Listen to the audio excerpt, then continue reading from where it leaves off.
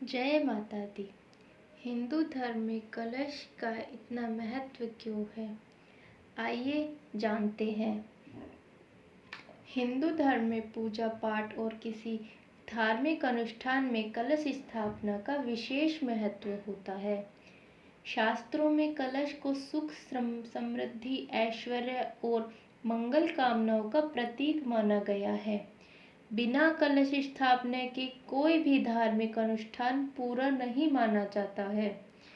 हर वर्ष नवरात्रि के पहले दिन यानी प्रतिपदा तिथि पर कलश स्थापना की जाती है। इसीलिए नवरात्रि पर माँ दुर्गा की पूजा करते समय माता की प्रतिमा के सामने कलश की स्थापना करनी चाहिए। वरुण और अग्नि को साक्षात देवता माना जाता है। वरुण का प्रतीक कुंभ है। कुंभ को देखते ही समुद्र मंथन की कथा का स्मरण होता है। घट के साथ ही जुड़ी श्री कृष्ण की बाल लीला और समुद्र मंथन में का प्रसंग याद आता है। जब हम कलश की पूजा करते हैं तो कुछ मंत्रों का उच्चारण किया जाता है, जिससे पता चलता है कलश हमारे लिए क्यों मंगल सूचक है। कलश भारतीय संस्कृति का अग्रगण्य प्रतीक है, इसीलिए तो महत्वपूर्ण सभी शुभ प्रसंगों में पुण्यवाचक कलश की साक्षी के तथा सानिध्य में होता है। प्रत्येक शुभ प्रसंग या कार्य के आरंभ में जिस तरह विघ्नहर्ता गणपति जी की पूजा की जाती है, उसी तरह कलश की भी पूजा की जाती है। नवरात्रि के शुभ पर्व में कलश पर स्वास्तिक चिन्ह अंकित करते हैं और सूर्य आकर उस पर आसनस्थ होते हैं। कलश को सजाते ही वरुण देव उसमें विराजमान होते हैं। जो संबंध कमल सूर्य का है, वही संबंध कलश और वरुण का है। वास्तव में कलश यानी लोटे भर पानी हुआ या घड़े में भरा हुआ साधारण जल, परंतु कलश की स्थापना के बाद, उसके पूजन के बाद वह जल सामान्य जल न रहकर दिव्य और ओजस्वी बन जाता है। हमारे ऋषियों ने छोटे से पानी के लोटे में सभी देवी देवता, समुद्र, गायत्री, सावित्री आदि की स्थापना कर पापक्षय और शांति की भावना से एक प्रतीक में लाकर जीवन में समन्वय साधा है। नए घर में प्रवेश करने से पहले भी कुंभ रखने की प्रथा चली आ रही है। भावभीनी आतिथ्य सत्कार का यह अनोखा प्रकार है। गुजरात में नवरात्रि के प्रसंग पर खेला जाने वाला गरबा कलश या कुंभ का ही स्वरूप है। देवी दुर्गा की पूजा में कलश को स्थापित करते हैं, क्योंकि कलश स्थापना से संबंधित हमारे पुराणों में एक मान्यता है, जिसमें कलश को भगवान विष्णु का रूप माना गया है।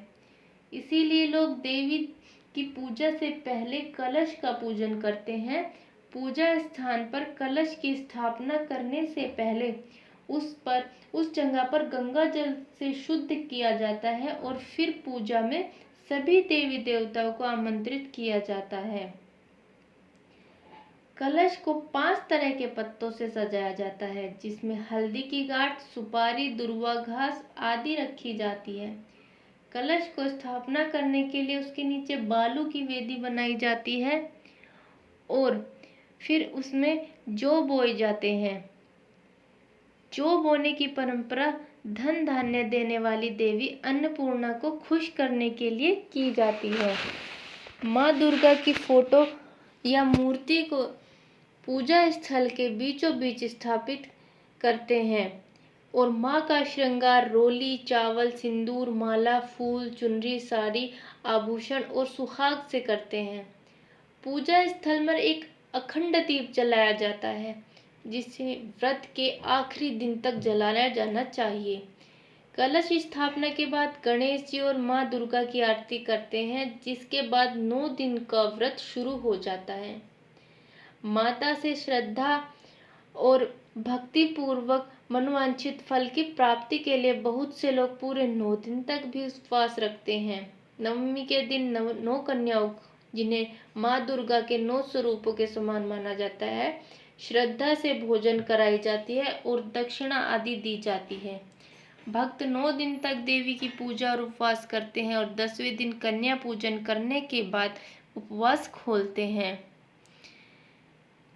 कलश स्थापना इसलिए की जाती है क्योंकि कलश विश्व ब्रह्मांड का विराट ब्रह्मांड का भूपिंड का प्रतीक है। इसे शांति का सृजन का संदेश वाहन कहा जाता है। संपूर्ण देवता कलश रूपी पिंड या ब्रह्मांड में व्यष्टि या समष्टि में एक साथ समाये हुए हैं। वे एक हैं तथा एक ही शक्ति से सुसंबंधित हैं। बहुदेववाद वस्तुतः एक देववाद का ही रूप है। एक माध्यम में एक ही केंद्र में समस्त देवी देवताओं को देखने के लिए कलश स्थापना की जाती है। कलश को सभी देवी देव शक्तियों तीर्थों आदि का संयुक्त प्रतीक मानकर उसे स्थापित एवं पूजित किया जाता है। मंत्र के अनुसार कलश में मुख में विष्णु का निवास है, उसके कंठ में रुद्र और मूल में ब्रह्मा स्थित है। कलश के मध्य में मातृ शक्तियां निवास करती हैं। समस्त सागर सप्तद्वीपों सहित पृथ्वी गायत्री शांतिकारक तत्व चारों वेद आदि एक साथ कलश में निवास करते हैं। कलश की पूजा मात्र से ही सभी प्रसन्न होकर यज्ञ कर्म को सुचारू रूप से संचालित करने की शक्ति प्रदान करते हैं और निर्विघ्नतया यज्ञ कर्म को समाप्त करवाकर प्रसन्नता पूर्वक आशीर्वाद देते हैं। कलश में पवित्र जल भरा रहता है। इसका मूल भाव है कि हमारा मन भी जल की तरह शीतल स्वच्छ और निर्मल बना रहे। कलश के ऊपर आम पात्र होता है जिसके ऊपर मिट्टी के पात्र में केसर से रंगा हुआ अक्षत रहता है, जिसका भाव यह है कि परमात्मा यहाँ अवतरित होकर हम अक्षत अथवा अविनाशी आत्माओं को पंच तत्व की प्रकृति को शुद्ध करें। दिव्य ज्ञान को धारण करने वाली आत्मा आम्रपत्र के समान हमेशा हरियाली युक्त सुखमय युक्त रहे।